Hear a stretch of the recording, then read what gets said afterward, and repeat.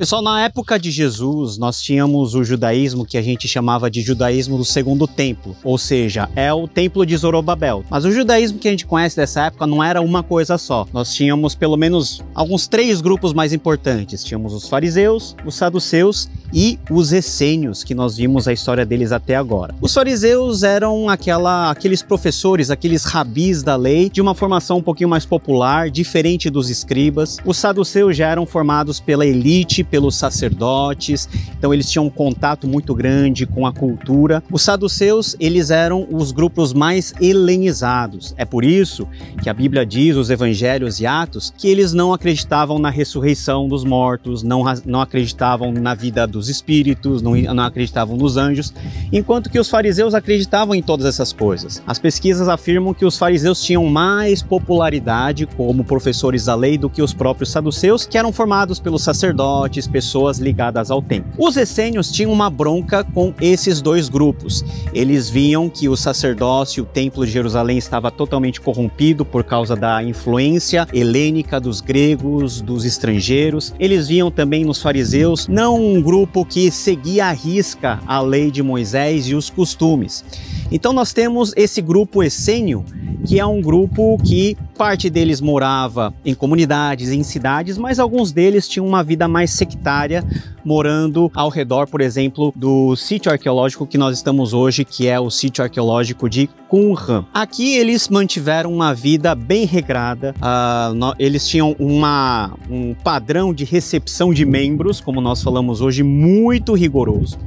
Eles tinham também uma vida de divisão de bens, então eles não tinham nada em particular, tudo era dividido a partir da entrada deles, e também o processo de saída da comunidade deles era complicada, porque se você entrasse para o grupo dos essênios e visse que aquilo não era a sua praia, para você sair você tinha um processo muito longo, alguns fugiam e ao fugir eles eram capturados e alguns deles não tinham um destino muito bom. Mas em termos aí de práticas religiosas, os essênios, como vocês viram aí os tanques de purificação, eles eram muito ligados com a pureza espiritual, e essa pureza espiritual ela era demonstrada por meio dos banhos rituais que eles tomavam. Esses banhos são muito parecidos com a ideia de purificação cerimonial do Antigo Testamento e aquilo que João Batista ele fez também no Rio Jordão, na purificação dos pecados, no arrependimento dos pecados. É isso que eles guardavam. Eles compuseram aquilo que nós chamamos de manuscritos do Mar Morto, mais de quase 980 manuscritos que foram escritos, muitos deles cópia do Antigo Testamento em hebraico, alguns outros documentos com a regra da comunidade, que eram regras muito, mas muito restritas, muito difíceis de cumprir. Eles acreditavam na existência de um mestre da verdade,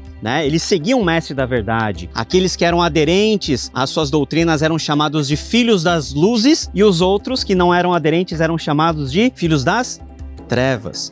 Então toda essa comunidade tentou viver a sua espiritualidade, tentou resgatar de acordo com a sua maneira os princípios dados por Deus, mas eles também tiveram um fim junto com todo o judaísmo estabelecido, né, com a guerra contra os romanos, com a destruição do templo e consequentemente todos os documentos eles foram preservados nas cavernas, né, que vocês têm ali atrás, e foram só descobertos nesse século passado, 1947, né, aquela história do beduíno que estava passando, a ovelha se perdeu, ele jogou uma pedra para dentro da caverna, quebrou, e eles foram lá ver o que tinha lá. Tinha as jarras de barro com os manuscritos lá dentro. Muitos manuscritos escritos com papiro, que vocês viram lá no Egito, a maioria deles escritos em pergaminho. Temos rolos inteiros, por exemplo, o grande rolo, o livro do profeta Isaías, que está no Museu do Livro à disposição. Muitos outros que estão sendo pesquisados até hoje, mas uma coisa interessante é o seguinte: das cópias do Antigo Testamento que os essênios fizeram, nós temos quase a certeza de que nós temos um texto não corrompido. Antes da descoberta dos manuscritos do Mar Morto, o Antigo Testamento, a Bíblia em hebraico mais antigo que nós tínhamos disponível, era uma versão ou algumas versões que datavam do ano 1000 depois de Cristo, então Alta Idade Média. Quando descobriram os manuscritos do Mar Morto, eles fizeram a comparação do texto para ver se tinha alguma diferença ou ou não. E como nos manuscritos do Mar Morto quase toda a Bíblia hebraica ela foi copiada, com exceção do livro de Esther, eles puderam ver que a tradição dos massoretas, que é essa tradição do ano 1000, era quase que igual ao texto copiado na época de Jesus. Os essênios ficaram aqui de 200 a.C.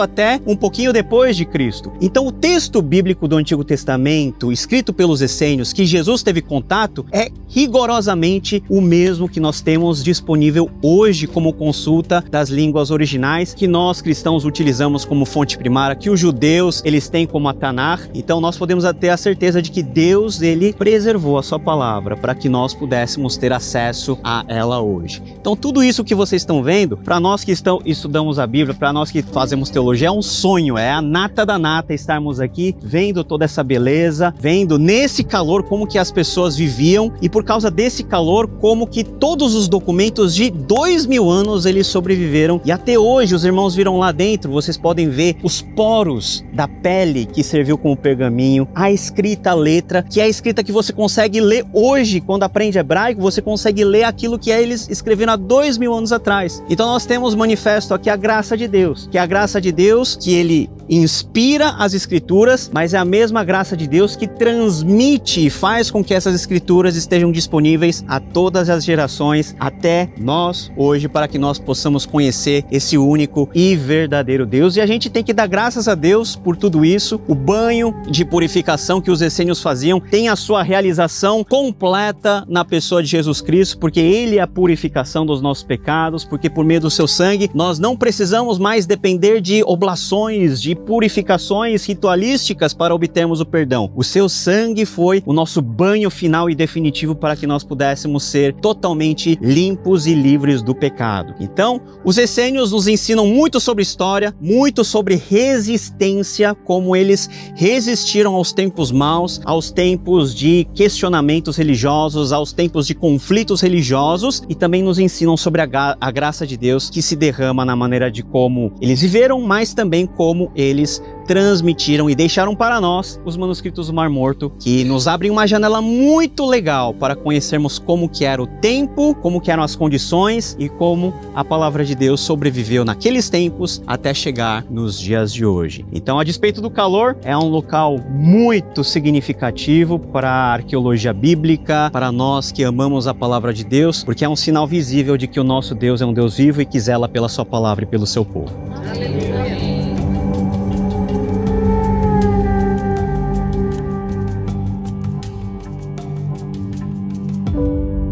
E aí pessoal, tudo bem com vocês? Estamos aqui no Monte da Tentação, lugar onde, segundo a tradição, Jesus Cristo foi tentado 3 vezes depois de ter jejuado por 40 dias e 40 noites.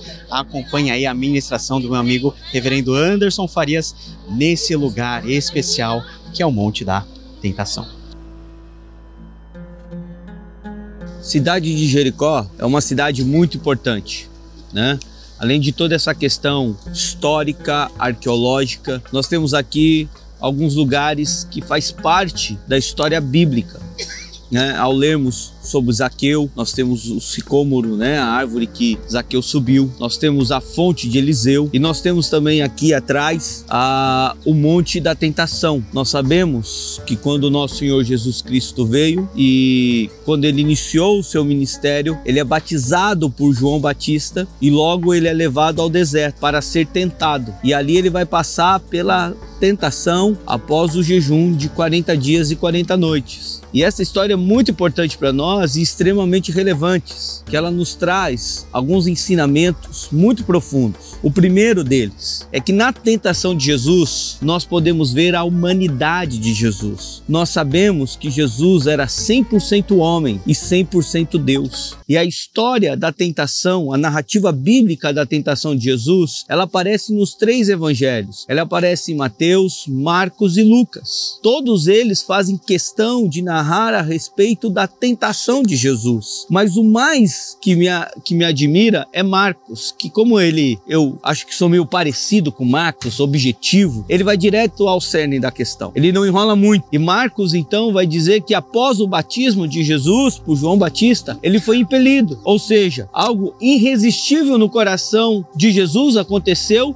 para que ele fosse ao deserto. E ele foi para o deserto para jejuar e ser tentado na sua humanidade. Porque o Salvador nosso Senhor Jesus Cristo, como diz em Hebreus, precisava ser tentado em tudo, para que ele pudesse ser igual a nós, sentir o que nós sentimos. Então, é na tentação, na humanidade de Jesus, que nós podemos ver ele vencer Satanás com a palavra do Senhor. E um fato importante para nós: Adão foi tentado no jardim do Éden e pecou. Jesus foi tentado no deserto e venceu para a glória do nosso Senhor Jesus Cristo.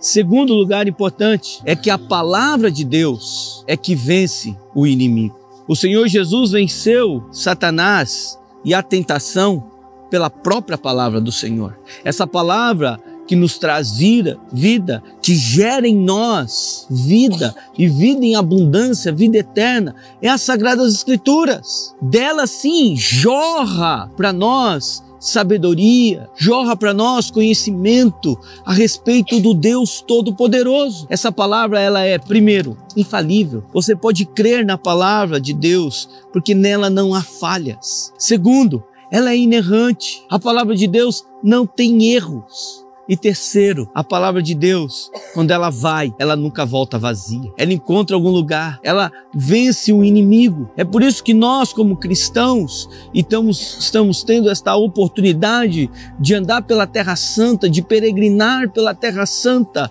Nós precisamos aprender a viver a palavra de Deus. Alguns citam para mim até frases de Allan Kardec ou de outros dizendo: pastor, não está na Bíblia isso, porque não conhecem a palavra. E aí na hora da tentação sucumbem, pecam, se esquecem do Senhor, porque não tem firmeza na palavra de Deus. Mas Jesus venceu a tentação com a própria palavra de Deus. Essa palavra deve inundar o nosso coração. Em terceiro lugar, já caminhando para o encerramento, eu gostaria que a gente aprendesse a respeito da tentação, de que Jesus, ele venceu o diabo, ele venceu a morte e ele nos trouxe vida eterna.